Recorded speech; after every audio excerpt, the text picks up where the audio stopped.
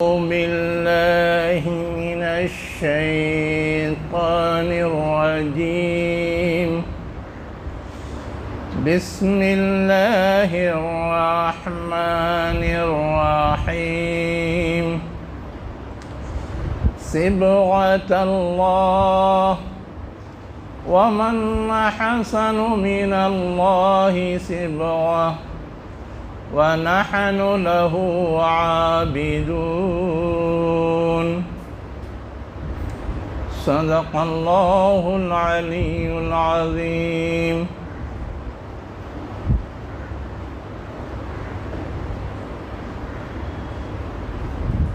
شروع اللہ کے نام سے جو انتہائی مہربان ہمیشہ رحم فرمانے والا ہے.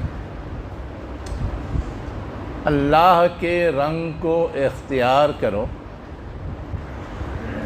اور کون بہتر ہو سکتا ہے اللہ کے مقابلے میں رنگ کے لحاظ سے، اور ہم تو اسی کی عبادت کرنے والے ہیں. یہ سورہ بقرہ کی آیت نمبر 138 ہے جو میں نے ابھی آپ کے سامنے پڑھی ہے.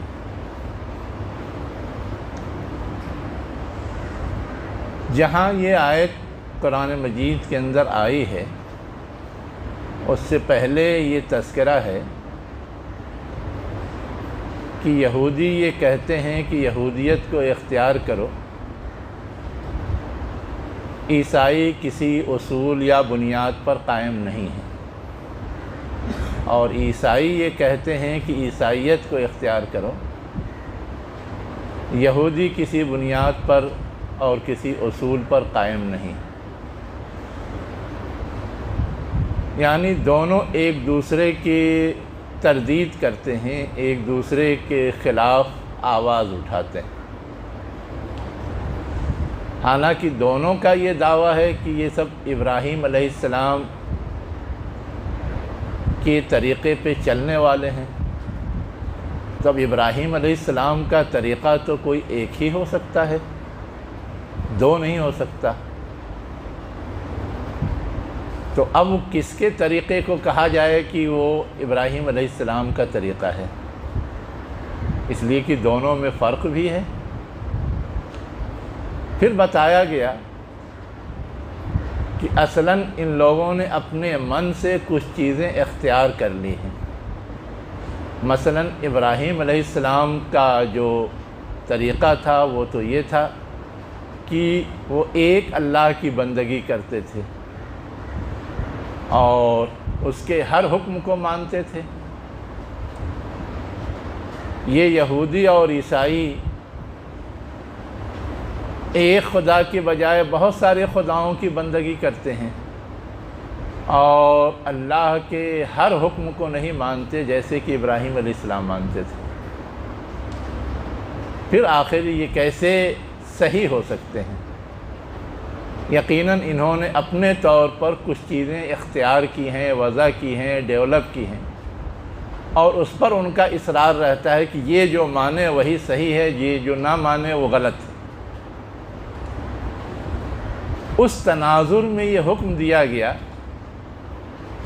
کہ تم کو نہ یہودیت اختیار کرنی ہے نہ عیسائیت اختیار کرنی ہے، تم کو تو صرف اللہ کی جو خاص خوبی ہے وحدت، قل هو اللہ احد، اس جیسا کوئی ہے ہی نہیں. اللہ کی جو خاص خوبی ہے کہ اس کا کسی بھی صفت میں کوئی شریک نہیں ہے. اس کی جو خاص خوبی ہے کہ وہی دنیا میں سب سے اعلیٰ اور برتر ہے، اس لیے اسی کے احکامات مانے جانے چاہیے. تو تمہیں تو اس چیز کو اختیار کرنا چاہیے، اس لیے کہ اللہ کے ان خصوصیات کے مقابلے میں دنیا کی کسی بھی ذات کی کوئی خصوصیت کوئی معنی نہیں رکھتی. اس لیے ایک مومن بندے کا اور ایک عقل و شعور رکھنے والے بندے کا صحیح طریقہ یہ ہو سکتا ہے کہ وہ صرف اللہ کی بندگی کرے. اور پھر یہ دعوت دی گئی کہ تم لوگ اللہ کا رنگ اختیار کرو۔ اب رنگ کا اسلوب کیوں اختیار کیا گیا ہے، یہ ایک سوال ہے۔ اصل میں رنگ کو لوگ اپنی اپنی شناخت کا ذریعہ بناتے ہیں۔ کہیں اگر ریڈ کلر ہے تو ہم سمجھتے ہیں کہ یہ خطرہ ہے، ایک چیز کی پہچان بن گئی ہے۔ کہیں اگر کالا کلر ہے تو ہم یہ سمجھتے ہیں کہ یہ ماتم کا ذریعہ ہے، مصیبت اور تکلیف کا ذریعہ ہے، اس کی پہچان ہے۔ کہیں اگر وائٹ کلر ہے تو یہ سمجھا جاتا ہے کہ یہ امن اور پیس کی پہچان ہے۔ کبھی کہا جاتا ہے یہ گرین زون ہے، ہرا علاقہ ہے۔ کیا مطلب ہوتا ہے اس کا؟ کہ یہ بہترین جگہ ہے، یہ نفع بخش جگہ ہے، یہ سکون بخش جگہ ہے، یہاں ہر چیز فائدہ پہنچانے والی ہے۔ تو لوگ اپنے اپنے انداز سے مختلف کلر کو مختلف جامہ پہناتے ہیں۔ کہا یہ گیا کہ یہ سارے کلر لوگوں کے اپنے اختیار کیے ہوئے ہیں اور اس کو معنی ان لوگوں نے اپنے طور پہ پہنایا ہے۔ اللہ نے اپنے لیے کوئی کلر خاص نہیں کیا ہے۔ اللہ کا پیدا کیا ہوا تو ہر کلر ہے، لیکن اللہ کلر سے پرے ہے، مخصوص شناخت سے پرے ہے۔ اس کی اپنی ایک الگ پہچان ہے، اس پہچان کو اختیار کرو، اس پہچان کو اپناؤ۔ اب اللہ کی الگ پہچان کیا ہے؟ اللہ کی الگ پہچان ہے اس کی وحدت، جسے ہم اور آپ توحید کہتے ہیں۔ اللہ کی الگ پہچان کیا ہے؟ ہر خوبی میں اس کا بے مثل ہونا، ہر صفت میں اس کا بے مثل ہونا۔ تو ہر فرد جو کسی بھی خوبی میں بے مثل ہوتا ہے وہ دنیا میں قابل قدر ہو جاتا ہے، کسی بھی میدان میں ماہر ہوتا ہے، دنیا میں اس کی ایک الگ شناخت بن جاتی ہے۔ تو کہا گیا کہ تم یہ جو اللہ کی مخصوص شناخت ہے اس کو تم اختیار کرو اور اللہ کی بندگی اختیار کرو۔ یہ ہے اس آیت کا مطلب جس تناظر میں یہ آیت نازل ہوئی تھی۔ میں نے آپ کے سامنے آج یہ بات جو رکھی ہے اسے تھوڑا سا سمجھنے کی ضرورت ہے۔ میں نے یہ بات آپ کے سامنے اس تناظر میں رکھی ہے کہ اس وقت ہم اور آپ جہاں زندگی گزار رہے ہیں، یہاں بھی کچھ لوگ یہ مطالبہ ہم سے اور آپ سے رکھتے ہیں کہ ہم ان کا کلر اختیار کریں۔ اور ان کا کلر کیا ہے؟ اسے کہتے ہیں بھگوا کلر، زعفرانی کلر، نارنگی کلر۔ یہ ان کی شناخت ہے۔ اور اس کلر کا مطلب یہ نہیں ہے کہ ہم اپنے کپڑے کو یا اپنے کسی بھی چیز کو نارنگی کلر میں رنگ لیں تو گویا ہم نے بھگوا کلر اختیار کر لیا۔ اصلاً بھگوا کلر ایک اپنا مخصوص معنی اور مفہوم رکھتا ہے۔ میں یہ بات نہیں کہہ رہا ہوں، وہ خود کہتے ہیں۔ ان کے بہت بڑے تھنکر ہیں مرلی منوہر جوشی، جو ملک کے وزیر تعلیم بھی رہے ہیں۔ انہوں نے کہا کہ بھگوا کرن کا مطلب ہے ہندوستان کی قدیم مقدس روایات کی طرف لوٹنا۔ اب ہندوستان کی قدیم مقدس روایات کیا ہیں؟ شرک۔ ہندوستان کی قدیم مقدس روایات کیا ہیں؟ ذات پات کا نظام۔ ہندوستان کی قدیم مقدس روایات کیا ہیں؟ لوگوں کو علم کی روشنی کے بجائے جہالت کی طرف لے جانا، لوگوں کو عقل سوجھ بوجھ سے کام لینے کے بجائے اندھی عقیدت کی طرف لے جانا۔ اس چیز کو وہ واپس لانا چاہتے ہیں اور اس چیز کی وہ تبلیغ کرتے ہیں، اور اس کے لیے ہر طرح کی تدبیر اختیار کی جا رہی ہے۔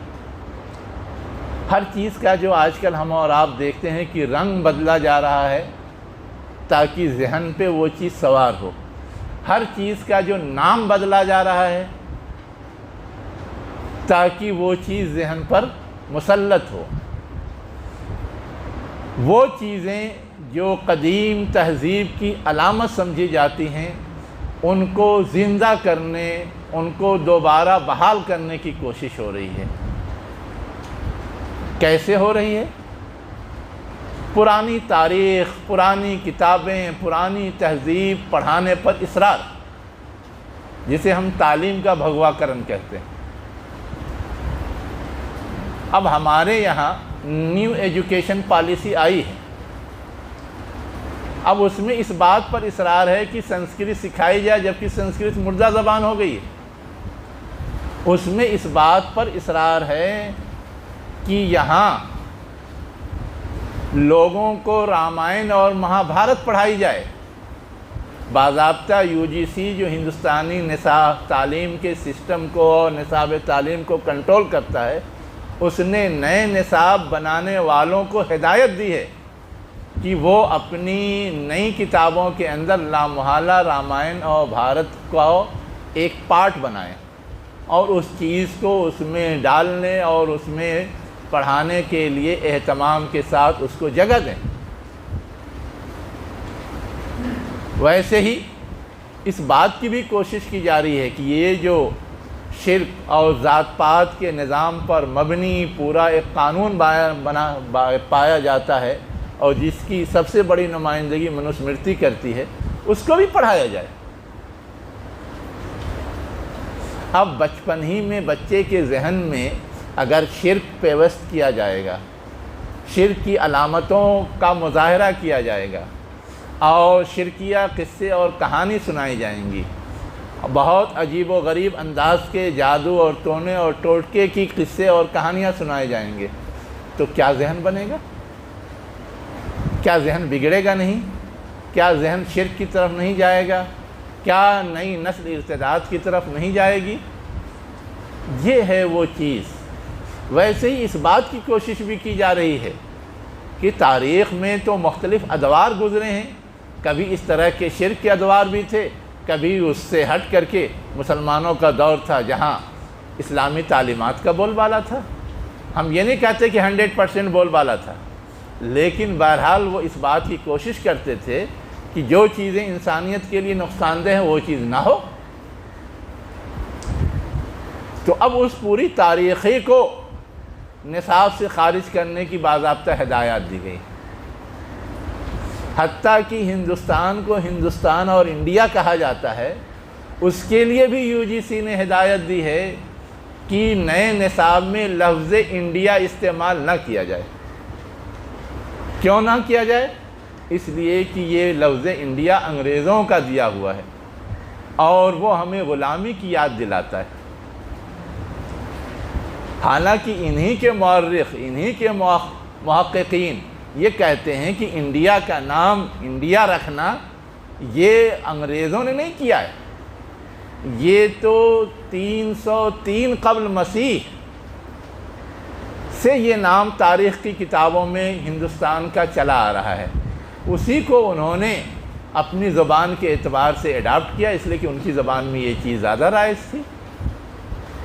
ورنہ قدیم سیاحوں نے جو اپنی کتابیں لکھی ہیں، انہوں نے اپنی کتابوں میں جہاں ہندوستان کا تذکرہ کیا ہے وہاں اس کا نام انڈیا ہی لیا ہے، لیکن ایک رنگ دینے کے لیے یہ بھی کوشش کی جا رہی ہے کہ اب جو نام دوسری زبان سے ملتی جلتی ہے، دوسرے لوگوں کی نمائندگی کرنے والی ہو سکتی ہے، اس نام کو بھی چینج کیا جائے، اس نام کو بھی تبدیل کیا جائے۔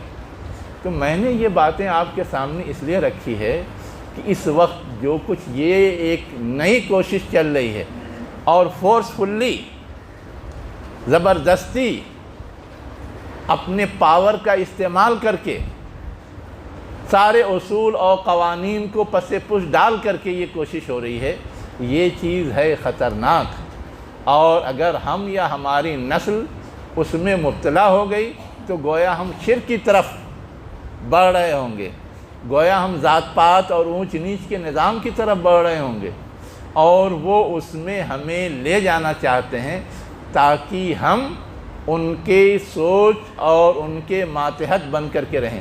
یہ سب چیزیں کیوں ڈیولپ کی جاتی ہیں؟ عوام کو اپنا غلام بنا کر کے رکھنے کے لیے۔ شرک کے اندر ہے کیا؟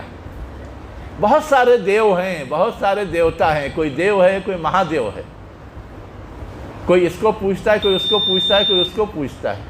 اب آپ دیکھیے، رام کو پوجنے والا بھی، رامن کو پوجنے والا بھی، مہاویر کو پوجنے والا بھی، گوتم بدھ کو پوجنے والا بھی، گرو نانک کو ماننے والا بھی، سب ہندو ہیں، حالانکہ سب کی بات الگ الگ ہے، سب کے انداز الگ الگ ہیں، سب کا پیٹرن الگ الگ ہے۔ اب یہ کیوں پیدا ہوا؟ اس لیے کہ سب یہ چاہتے ہیں کہ اس کو مانے اور ہماری مانے، ورنہ اس طرح کی متضاد چیزوں کو ایک تو کبھی نہیں کہا جا سکتا۔ اسی طرح عملی طور پہ آپ دیکھیے، ابھی جو نیو ایجوکیشن پالیسی کے لیے لائے عمل دیا گیا ہے نا، اس میں یہ بھی ہے کہ بچوں کو پرائمری لیول سے، ابتدائی سطح سے یہ چیز سکھائی جائے کہ ان کے باپ دادا جو کرتے آئے ہیں اسی پیشے پر وہ اپنی محنت کریں اور اسی میں وہ اچھا کر سکتے ہیں، اسی کو وہ اختیار کریں۔ اب انہوں نے کیا تھا ذات پات کے نظام میں؟ جو سب سے نچلی ذات ہے اس کے لیے جو سب سے گھٹیا قسم کے کام ہو سکتے ہیں وہ فکس کر دیے تھے۔ گندگی صاف کریں گے، مزدوری کریں گے، محنت کریں گے، جو کچھ کمائیں گے اس میں ان کا حق نہیں ہوگا، بڑوں کا حق ہوگا۔ وہ دان کی شکل میں، پرساد کی شکل میں، جس شکل میں بھی ہے، سب دیں گے اپنے کیا کہتے ہیں پنڈتوں کو، اور پنڈت بیٹھ کے عیش کریں گے، بڑی ذات کے لوگ بیٹھ کے عیش کریں گے۔ تو آج بھی وہ چاہتے ہیں کہ یہ عقل اور سائنس اور ترقی کی دنیا سے دور رہیں اور ویسے ہی خدمت کرتے رہیں جیسے پہلے خدمت کرتے رہیں۔ تو یہ جو رنگ ڈھنگ ہے، یہ رنگ ڈھنگ خطرے کی علامت ہے۔ ہمیں اس چیز کو سمجھنے کی ضرورت ہے، اور اس سمجھنے کا تقاضا یہ ہے، جس طرح یہودیت کی تردید کی گئی، جس طرح عیسائیت کی تردید کی گئی، اور یہ بتایا گیا کہ انہوں نے اپنے اپنے طور پہ جو چیز وضع کر لی ہے وہ غلط ہے۔ اللہ نے جو اپنے رسول کے ذریعے اپنی یکتائی اور توحید اور وحدت اور یکساں مساوات اور عدل کا پیغام دیا ہے، اس کی تعلیم دی ہے، وہ اختیار کرنا یہی نجات کا راستہ ہے۔ تو آج بھی ہمیں خود سمجھنے کی ضرورت ہے اور سب کو سمجھانے کی ضرورت ہے کہ اس طرح کے جھانسے میں اور اس طرح کے بہکاوے میں آنے کے بجائے ہم اور آپ جو حقیقت ہے، جو سچ ہے، جو حق ہے، اس کو خود بھی اختیار کریں اور لوگوں کو بھی بتائیں کہ اگر وہ اس خطرے سے محفوظ رہنا چاہتے ہیں تو وہ بھی اسی حق کو قبول کریں۔ اسی کو کہا گیا کہ اللہ کے رنگ سے بہتر کوئی رنگ نہیں ہو سکتا، اور یہ اعلان کرو، یہ اظہار کرو، یہ لوگوں کو بتاؤ کہ ہم تو اسی اللہ کے رنگ کو اختیار کرنے والے ہیں اور اسی کی بندگی کا دم بھرنے والے ہیں۔ اللہ مجھے بھی اس کی توفیق دے، آپ کو بھی اس کی توفیق دے۔ اقول قولی ھذا واستغفر اللہ لی ولکم اجمعین برحمتک یا ارحم الراحمین۔